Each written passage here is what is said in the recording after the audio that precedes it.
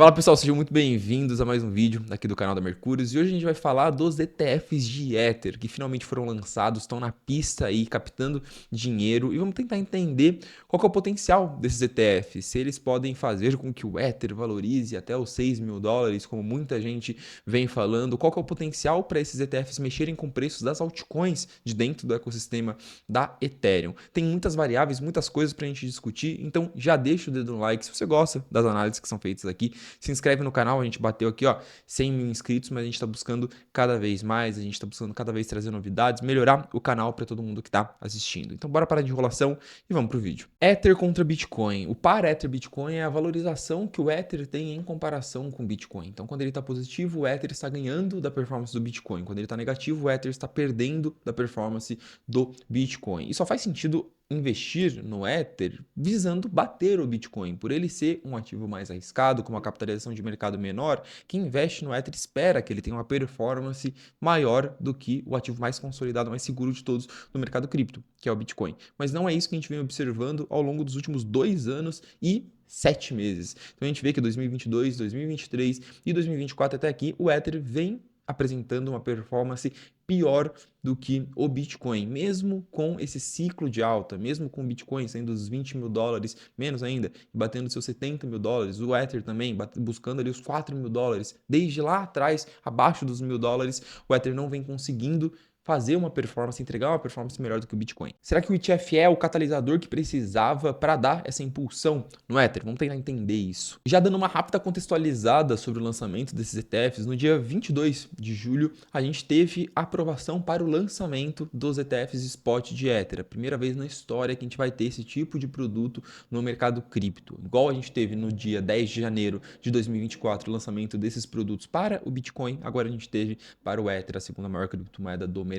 E a gente já teve um cenário parecido com o lançamento dos ETFs de Bitcoin. Foram 9 ETFs lançados pelas principais empresas gestoras de ETFs do mundo, principalmente a BlackRock, que é uma das maiores, na verdade, a maior empresa, a maior gestora de investimentos do mundo. Gabriel, por que isso é tão importante? A gente viu os impactos que esses ETFs tiveram no Bitcoin, especificamente. A gente teve uma entrada de capital de mais de 16 bilhões de dólares nos ETFs de Bitcoin depois do seu lançamento. E a gente consegue ver que a correlação entre o preço do Bitcoin e o volume de entrada nesses produtos é muito grande. Gabriel, você está falando que o Bitcoin subiu porque entrou dinheiro nos ETFs? Na verdade, quando a gente faz a conta de correlação, a gente entende que, na verdade, a entrada de capital nos ETFs é puxada pelo preço e não o inverso. O preço do Bitcoin começa a subir, o público, as pessoas veem o preço subindo e falam, opa, vou investir. Só que antes elas não tinham a porta de entrada, elas não tinham um veículo, principalmente o investidor tradicional, o investidor que não está acostumado a abrir uma conta na Binance, a fazer uma operação on-chain. Ele não tinha um veículo regulado, um veículo seguro para fazer esse investimento. Agora ele tem essa acessibilidade, faz com que o Bitcoin comece a subir, chame a atenção, essa atenção se converta em capital entrando no ETF e mostre como esses ETFs ajudaram o Bitcoin, ajudaram o mercado cripto a se valorizar no primeira metade do ano de 2024. Quando a gente traça essa correlação, é uma correlação muito alta. Esse é o principal valor dos ETFs, a acessibilidade. Dito tudo isso, a dúvida que aparece é se agora os ETFs de Ether podem ter um impacto parecido para Ethereum, pro Ether especificamente, igual teve para o Bitcoin. E aqui existem 3 pontos que podem nos ajudar a construir uma conclusão. O primeiro deles é entender qual pode ser, qual deve ser a demanda por esses ETFs. Antes de continuar, pessoal, um lembrete rapidinho, todas as análises sobre lançamento de ETF, se ele deve impactar, qual altcoin deve impactar, qual a melhor altcoin do ecossistema da Ethereum, essas discussões, tudo que a gente pensa em relação ao mercado cripto, a gente compartilha todos os dias no Minuto Cripto,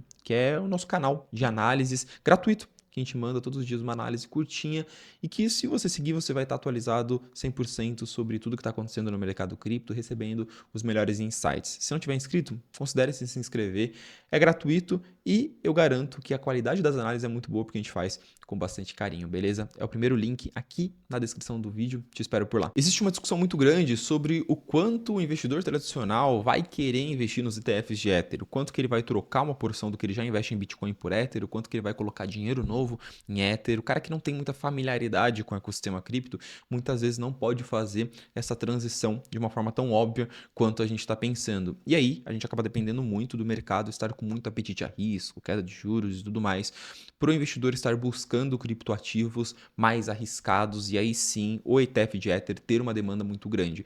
O cenário de curto prazo ele é mais de incerteza, só que vamos tentar fazer um pouco de conta, usar um modelo matemático para entender o quanto que pode ou não entrar de demanda por esses ETFs. Ao longo das últimas semanas e meses eu olhei vários estudos, praticamente tudo que saiu em relação a projeções sobre esses ETFs e basicamente todos eram metodologias extremamente especulativas. A metodologia que eu mais gostei foi tentar comparar todos os produtos que a gente já tem, fundos de investimentos, ETPs na Europa, de Ether e de Bitcoin e comparar o quanto tem de dinheiro em cada um deles. Então a gente tem aqui toda a lista, essa pesquisa inclusive foi feita pela Galaxy Research, deixo aqui meus créditos a eles. A gente tem aqui toda a lista de fonte de capital institucional em produtos de cripto. Então a gente tem futuros na CME, a gente tem fundos de investimento e com base nisso a gente consegue traçar uma correlação de demanda entre Bitcoin e Ether. E a gente consegue ver que na média nesses produtos o Bitcoin ele tem 3,24 vezes mais demanda do que o Ether. Por que esse número é interessante de observar? Esse número é interessante porque o Bitcoin, em termos de capitalização de mercado, ele é 3,16 vezes maior do que o Ether. Então, se o Ether não conseguir atrair pelo menos isso de demanda, é prejudicial, porque ele está atraindo menos demanda do que ele tem em termos de capitalização de mercado, comparativamente ao Bitcoin. Mas se ele conseguir atrair mais demanda do que isso, mais de cerca ali de 33% do que os ETFs de Bitcoin atraíram, aí sim a gente tem um cenário um pouco mais positivo para o Ether. Todas as projeções e modelos matemáticos de grandes bancos e casas de research giraram em torno desse valor, 3 vezes mais demanda para o Bitcoin do que para o Ether. Isso geraria cerca de $1 bilhão entrando nesses ETFs a cada mês. Obviamente, esse valor está considerando a média que a gente observa em outros produtos. Só que o impacto no preço do Ether, mesmo atraindo esses 33%, pode ser maior e pode fazer com que o Ether valorize mais do que o Bitcoin. Vou explicar isso mais para frente, mas antes a gente tem que falar sobre um risco no começo, no curto prazo, que é o risco de venda da Grayscale. A Grayscale é um dos primeiros fundos de investimento de cripto, uma das maiores empresas da história do mercado cripto, e ela possuía 2 fundos muito grandes, tanto de Bitcoin quanto de Ether. O fundo de Bitcoin dela hoje ainda é um dos maiores holders, um dos maiores fundos detentores de Bitcoin no mundo, mesmo tendo uma venda muito grande ao longo dos últimos meses. Esses fundos, eles detinham dinheiro de clientes há muito tempo e eles operavam com um certo desconto, ou seja, o Bitcoin dentro do fundo era mais barato do que o Bitcoin no mercado. Isso gera um incentivo dos clientes a retirarem dinheiro desses fundos e comprarem Bitcoin no mercado ou comprarem outros ETFs. Eles ganhariam um prêmio fazendo isso. Isso fez com que no lançamento dos ETFs de Bitcoin a gente tivesse uma venda muito grande da Grayscale. A gente vê que o fluxo foi muito grande no começo e ele vem reduzindo bastante. Esse impacto não foi tão negativo assim para o preço do Bitcoin porque a demanda de entrada foi muito maior do que a demanda de saída. Porém, agora a gente também tem um fundo da Grayscale de Ether, que pode trazer essa força vendedora logo no começo, se ela decidir vender boa parte dos seus Bitcoins. A Grayscale, pro Ether, detém uma quantidade menor de moedas. Ela detém cerca de 2,4% dos Ethers que estão em circulação. Em relação ao Bitcoin, ela detinha 3,2% dos Bitcoins em circulação. É uma diferença muito pequena, mas a gente não consegue prever o quanto que eles vão vender, o quanto que vai ser essa venda logo no começo. Mais um motivo de incerteza, de pressão no curto prazo. Mas no final do dia, a gente tem um ponto que ele é o mais importante de todos. O Ether ele é mais sensível, tanto à entrada quanto à saída de capital. Por que isso? Porque o Ether ele tem menos moedas circulantes no mercado em comparação ao Bitcoin. Existem 3 formas de você tirar Bitcoins ou Ether a mercado. Tirar do mercado, congelar, travar esses tokens. Primeiro deles é você fazer staking, que no caso do Bitcoin a gente tem o Proof of Work, a gente não tem o Proof of Stake, então isso não existe.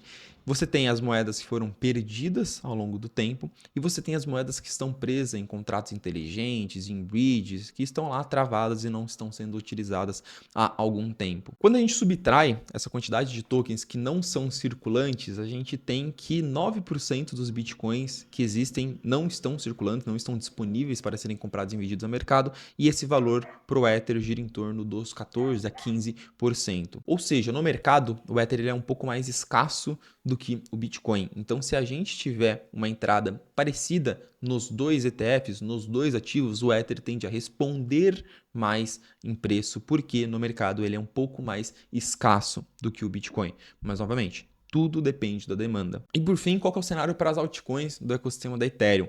Tem um termo que são as criptos beta de Ether. O que são as criptos beta de Ether? São as criptomoedas que elas possuem uma correlação com a Ethereum, com o Ether, ou seja, quando o Ether está subindo, elas tendem a subir, quando o Ether está caindo, elas tendem a cair. Só que elas fazem isso com uma volatilidade maior. Quando o Ether cai, elas caem mais, quando o Ether sobe, elas sobem mais, ou pelo menos elas tendem a subir mais. Só que a vida não vem sendo muito feliz, muito agradável para esses betas de Ether. Quando a gente pega nos últimos 12 meses, só a Pendle teve uma performance melhor do que o Ether, melhor do que o Bitcoin.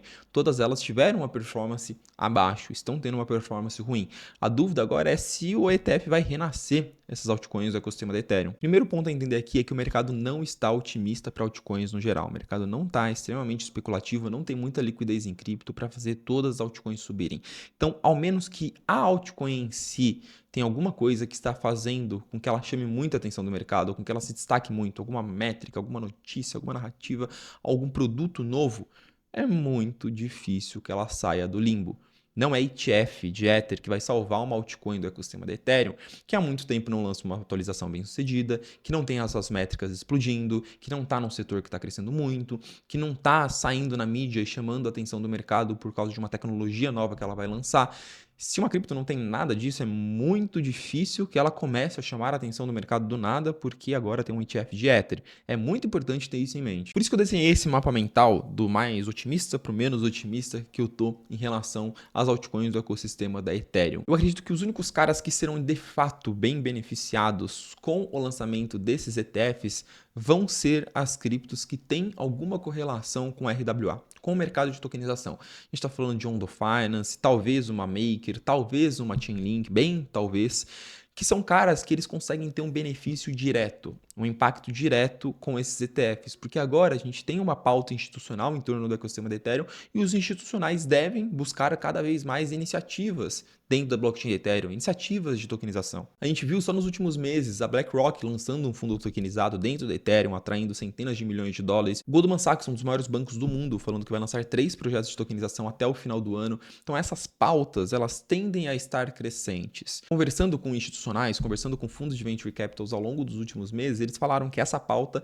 ela está crescendo muito e a gente deve ver cada vez mais projetos, discussões em torno de tokenização. Então esses são os únicos caras que eu vejo que têm impacto direto e que podem se beneficiar de fato com a existência desses ETFs. Outros dois setores que eu colocaria ali como uma incógnita são setores de staking em segundas camadas. São setores que estão crescendo, possuem bons produtos, bons fundamentos, boas métricas e podem em algum momento chamar a atenção do mercado, mas não possuem impacto direto dos ETFs. Se a gente tivesse um crescimento da discussão de staking institucional com os ETFs, aí sim o setor de staking poderia se beneficiar. Se a gente tivesse projetos, produtos sendo lançados nas segundas camadas, aí sim as segundas camadas poderiam se beneficiar, voltar a chamar a atenção do mercado, mas não vem sendo o caso. A gente pode ter alguma discussão dessa mais no futuro, mas no curto prazo eu não consigo ver como esses projetos vão se beneficiar diretamente com a existência desses ETFs. E por último, os tokens de DeFi antigo, por mais que eles tenham ótimos fundamentos, ótimas métricas, ótimos produtos, o mercado está deixando de lado esse tipo de token há bastante tempo. Eu não consigo ver um momento em que isso vai mudar. Um momento em que o mercado vai começar a olhar puramente para fundamentos,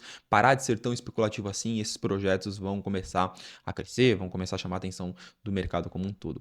Acho que o mercado tem que mudar bastante, tem que acontecer muita coisa para esses projetos voltarem a brilhar. Então, recapitulando tudo que a gente falou e chegando em algumas conclusões, e são conclusões com um ponto de interrogação mesmo, eu coloquei esse ponto de interrogação de propósito, porque, de fato, pode até soar que eu estou um pouco em cima do muro, falando que pode subir, pode lateralizar e pode cair, porque é a verdade, a gente não tem como prever se vai ter muita demanda, se todo mundo vai comprar Ether ou se ninguém vai comprar. Esse tipo de coisa a gente vai observar ao longo do desenrolar desses ETFs. A gente tem um setup de curto prazo mais incerto. A gente tem incerteza de demanda, porque a BlackRock, esses caras vão ter que convencer todo mundo a investir em Ether, e a gente tem uma incerteza sobre a venda da Grayscale, que pode vender tudo que está dentro do ETF dela nas próximas semanas e isso pressionar o Ether para baixo. É o maior medo do mercado no momento. Mas enquanto o setup de curto prazo ele é mais incerto, o setup de longo prazo ele é mais otimista. A gente tem aí para o último trimestre do ano uma perspectiva de queda de juros, isso é bom para ativos de risco, o Ether é visto mais como ativo de risco do que o Bitcoin.